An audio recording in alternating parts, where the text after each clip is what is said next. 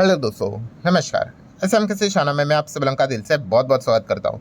चलिए दोस्तों, बहुत सारी चीज़ों को कवर करना है। पहले तो आईडीएफसी फर्स्ट बैंक, आपको पता ही है कल के दिन आईडीएफसी फर्स्ट बैंक लगभग 20% गिरा था। फिर थोड़ा सा रिकवरी नीचे से देखने को मिल गया, 2-3%, कोई बड़ी बात नहीं है। रीज़न तो आपको पता ही है, बहुत बड़ा फ्रॉड यहाँ पे हो चुका है। लगभग 590 करोड़ का अमाउंट भी एग्जैक्टली फिक्स नहीं है कि इतना ही है कि और बढ़ सकता है।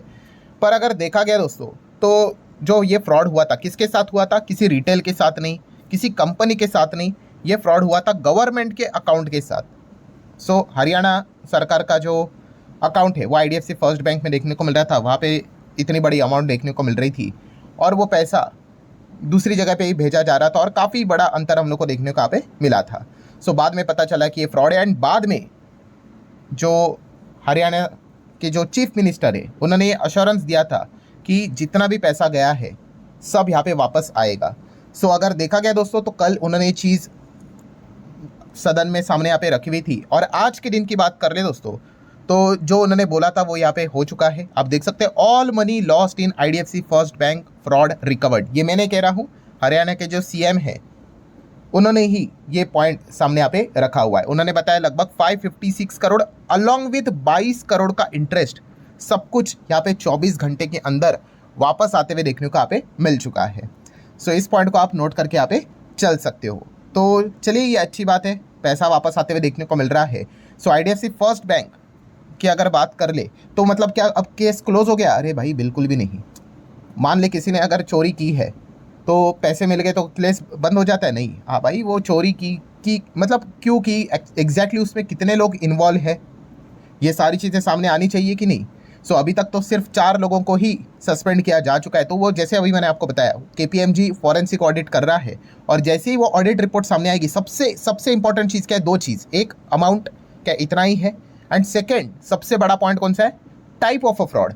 जैसे कि अभी बताया जा रहा है ये एम्प्लॉय लेवल फ्रॉड है। देखो, एम्प्लॉय लेवल फ्रॉड होगा, कोई दिक्कत की बात नहीं। दिक्कत की बात मतलब ठीक है भाई, ऐसा तो इतना बड़ा बिजनेस करेंगे, किधर ना किधर कोई ना कोई एम्प्लॉय इस प्रकार की गड़बड़ी कर ही देते हैं। इसके पहले भी हम लोगों ने देखा है, मैंने कल भी आपको ये एग्जांपल दिया था, एचडीएफसी बैंक में हुआ था, लार्सन एंड टूब्रो में हुआ था, देन देखा गया तो टाटा मोटर में, यहाँ पे अरे बहुत सारी कंपनियों एम्प्लॉय लेवल तो चीज़ें होती रहती है, ठीक है, क्योंकि आप इतने सारे लोग काम करते हैं। हाँ, डेंजरस चीज़ कौन सी होती है कि भाई मैनेजमेंट लेवल का फ्रॉड नहीं होना चाहिए। मैनेजमेंट लेवल का होगा तो फिर भाई मतलब कंपनी ही, आप समझ सकते हो क्या हो जाते हैं। येस बैंक का क्या था? Management level fraud. Rana Kapoor, उन्हीं की बैंक, उन्हीं की कंपनी, भाई उन्होंने ही फ्रॉड कर दिया। अब आप इसके ऊपर किधर जाओगे कंप्लेंट करने? ये ऐसी चीज़ होती है दोस्तों जो मतलब लोग पूछते हैं ना। मैंने कल भी ये चीज़ें आपको बताई थी कि क्या ये येस बैंक बनेगा, डिपेंड करता है किस टाइप का फ्रॉड है। तो लेट्स सी, अब ये फॉरेंसिक रिपोर्ट निकल कर आएगी तब यहाँ पे पता चलेगा। बट अभी प्राइमा फेसी एविडेंस ऊपर से देख के ऐसा लगता है ये एम्प्लॉय लेवल का ही फ्रॉड नजर आ रहा है, ऊपर से देखा तो। लेट्स सी डिटेल निकल कर आता है तो कितने लोग मिलते हैं, उसके बाद ही असली खेल पता यहाँ पे चल जाएगा। नेक्स्ट अगर बात करें दोस्तों तो एफएल, जो लोग पूछ रहे हैं सर एफएल 3i की अगर बात करें, अभी एफएल इंडिया पहले नाम हुआ करता था, अभी 3i है, ये गिर रहा है। तो भाई ये भी आईटी सेगमेंट में ही काम करता है, आपको पता ही है। तो आईटी स्पेस में क्या गिरावट हो रही है आप सभी लोगों को पता ही है, तो दबाव तो आएगा ही आएगा। देन केपीआईटी टेक की बात कर ले, ये क्यों गिर रहा है? क्योंकि इनका भी बिजनेस, अगर ये भी आईटी वाले हैं एंड ऊपर से अगर देखेंगे तो इनका बिजनेस किधर से आता है? यूरोप और अमेरिका। 50-60% बिजनेस तो यही से आता है। और यूरोप और अमेरिका में भाई एकदम एक दूसरे के अंदर भाई लड़ाई चल रही है। लड़ाई मतलब सिर्फ गोला बारूद से लड़ाई नहीं होती है भाई, ट्रेड वॉर टाइप की चीज़ें हम लोग को देखने को मिल रही है। ऑफिशियली तो नहीं है बट अनऑफिशियली भाई एक दूसरे के ऊपर अटैक कर ही रहे, आप देख ही सकते हो। तो इस चीज़ के चलते केपीआईटी टेक जैसी कंपनियां भी प्रभावित हम लोग को होते हुए देखने को यहाँ पे मिल रहा है। और रेस्ट ऑफ द सेक्टर देखा गया भाई, वो दबाव आता है तो वो तो इम्पैक्ट आ ही जाता है।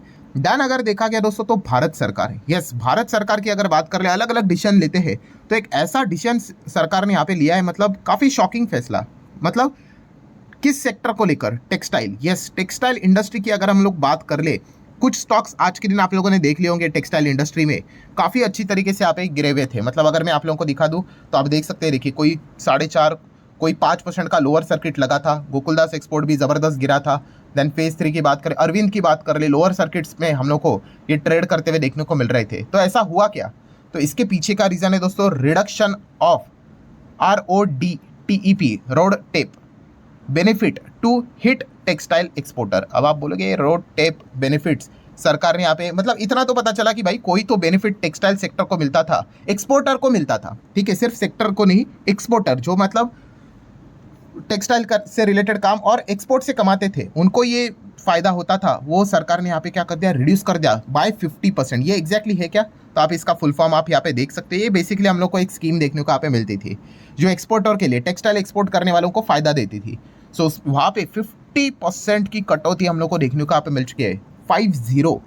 पहले ही अगर देखा गया टेक्सटाइल इंडस्ट्री पहले से ही परेशान है, टैरिफ के चलते तो ऑलरेडी परेशान हुई थी।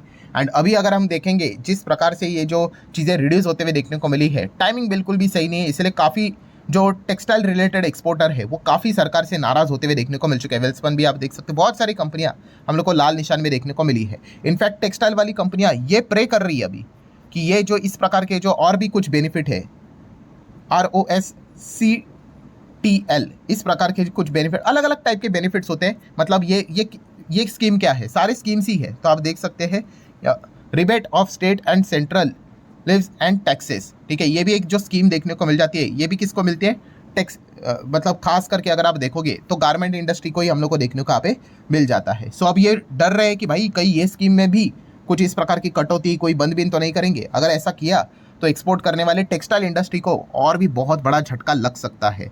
तो लेट्स सी ऐसा होता है कि नहीं होता है। एक झटका तो लग गया भाई, रोड टेप की बात करें वहाँ पे 50% तो कटौती हो गई।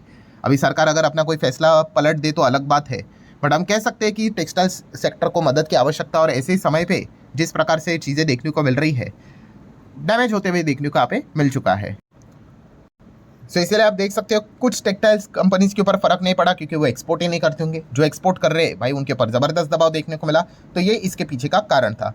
देन दोस्तों आगे बढ़ते हैं जोमेटो को लेकर, बट उससे पहले अगर आपने पहली बार यहाँ पे विजिट किया है तो जरूर इस चैनल को सब्सक्राइब यहाँ पे कर लेना। सब्सक्राइब के साथ साथ बेल आइकन को हिट करके ऑल भी सिलेक्ट करना, और लगे हाथ दो और भी चैनल है, free stock market classes, let's learn stock market and finance, in channel को भी फॉलो कर लेना। इन चैनल के लिंक भी आपको ऊपर आई बटन पे या फिर नीचे डिस्क्रिप्शन में मिल जाएंगे। और आज के दिन के पहले 2 इंपॉर्टेंट वीडियोस भी अगर आपने नहीं देखे होंगे तो देख लेना, इनके भी लिंक मैंने नीचे डिस्क्रिप्शन में दिए हैं। सो ठीक है दोस्तों, टॉपिक को कंटिन्यू कर लेते हैं। जोमेटो, अभी पहले नाम जोमेटो था, अब तो इटरनल हो चुका है, सिर्फ नाम नहीं बदला है। जोमेटो तो अभी एक just one of the company बन चुकी है। इटरनल तो पूरी पेरेंट कंपनी, जिसके अंदर ब्लिंकिट भी आ जाता है, जोमेटो आ जाता है, डिस्ट्रिक्ट भी आ जाता है, अलग अलग टाइप के बिजनेस इनके देखने को मिल जाता है। सो अगर देखा गया दोस्तों तो जोमेटो का शेयर ऊपर से 30% अप्रॉक्सीमेटली, ये तो मैंने रफली दिखाया आपको, 27% के आसपास का दबाव देखने को मिला है, 30% तक गिरते हुए देखने को मिल रहा है। तो प्रॉब्लम यहाँ पे क्या है अगर चेक किया जाए तो मल्टीपल रीज़न है। सबसे पहले तो रीज़न ये है कि काफ़ी इन्वेस्टर यहाँ पे चिंतित है कि जो फाउंडर है जोमेटो के, दीपेंद्र गोयल, आप सभी लोगों को पता है, उनका फोकस अब शिफ्ट होते हुए देखने को मिल रहा है टुवर्ड्स खास करके जो एलएटी एरोस्पेस, आप सभी लोगों को पता ही है एलएटी एरोस्पेस में उनका फोकस क्या है कि एयरलाइन जैसा बिजनेस करने की वो कोशिश करेंगे शॉर्ट डिस्टेंस के लिए। मतलब बस कैसा रहता है, बस से आप ट्रैवल करते हैं कि नहीं, 20 लोगों को बस 30 लोगों को एक जगह से दूसरे जगह लेके जाती है, वैसे छोटे एयरलाइन, छोटे छोटे हवाई जहाज से एयर ट्रैवलिंग करने की वो बात यहाँ पे कर रहे थे। तो इसको लेकर उनका फोकस यहाँ पे ज़्यादा शिफ्ट होते हुए देखने को मिल रहा है। तो जोमेटो के ऊपर कम इनका फोकस है, इटरनल के ऊपर कम फोकस है, इसीलिए इन्वेस्टर हम लोग को चिंतित नज़र यहाँ पे आ रहे हैं। देन अगर देखा गया तो कंपटीशन तो रहता ही है भाई, जेप्टो ज़बरदस्त तरीके से, स्विगी ज़बरदस्त तरीके से एग्रेसिवली आगे बढ़ने की कोशिश यहाँ पे कर रहे हैं। देन अगर देखा गया दोस्तों तो मैनेजमेंट में भी बदलाव देखने को मिल गया, जैसे कि दीपेंद्र गोयल की अगर बात करें, आपको पता ही है कि जोमेटो को वो लीड करते थे, अभी उन्होंने खुद को स्टेप डाउन किया है, और ब्लिंकिट के जो हेड थे वो अब जोमेटो के हेड हम लोग को बनते हुए देखने को मिले हैं। तो इस चीज़ को लेकर भी काफ़ी लोग हम लोग को नाराज़ देखने को यहाँ पे हो चुके हैं। नेक्स्ट अगर हम लोग यहाँ पे बात कर ले दोस्तों तो FIS DIS एक्टिविटीज़, यस, इस चीज़ के ऊपर हर किसी का फोकस हम लोग को देखने को यहाँ पे मिलता रहता है। एंड आज के दिन की बात करें तो जिस प्रकार से IT सेक्टर में दबाव देखने को मिला है, अब देख सकते हैं, देखिए FIS ने बाइंग भी की है 20,550 करोड़, बट सेलिंग 20,653 करोड़, और मोस्ट ऑफ द सेलिंग में हम कह सकते हैं IT वाली कंपनियां देखने को मिल सकती है। 4.5-5% सेक्टर गिरा है, और यही चीज़ें हम लोग को देखने को मिले पिछले 15 दिनों में ही 10-10 हज़ार करोड़ की बिकवाली उन्होंने की है। बट ये बात मत भूलना कि दूसरे जगह पे वो बाइंग भी करते हुए यहाँ पे नज़र आ रहे हैं। सो कहाँ पे वो बाइंग कर रहे होंगे ये अगर आपको जानना है तो इसके ऊपर मैं ऑलरेडी एक वीडियो बना चुका हूँ, लिंक ऊपर आई बटन पे आप लोगों को मिल जाएगा। रिसेंटली हम लोगों ने देखा था कि फेब का डेटा सामने आया था, मिड फेब का 15 दिनों का, कि कहाँ पे कौन से सेक्टर में FPIs हम लोग को बाय करते हुए देखने को मिल रहा है। सेल वाला डेटा भी है, सेल में तो IT नजर आ रहा था, बाइंग कहाँ पे कर रहे हैं ये अगर आपको जानना है तो लिंक मैंने ऊपर आई बटन पे दिया, आप चाहो तो इस वीडियो को गो थ्रू कर सकते हो। बट फिलहाल आज के दिन के परफॉर्मेंस की बात करें तो नेट बिकवाली देखने को मिल रही है 102 करोड़ के आसपास। एंड डीआईएस की बात करें, डीआईएस ने तो एकदम तगड़ी बाइंग की है, जो कि आप चेक यहाँ पे कर सकते हो। सो ठीक है दोस्तों, जितने भी इंपॉर्टेंट पॉइंट्स थे सारे कवर कर लिए। वीडियो हेल्पफुल लगा होगा, चाहो तो लाइक एंड शेयर कर सकते हो। मिलते हैं नेक्स्ट वीडियो में, तब तक के लिए बाय बाय।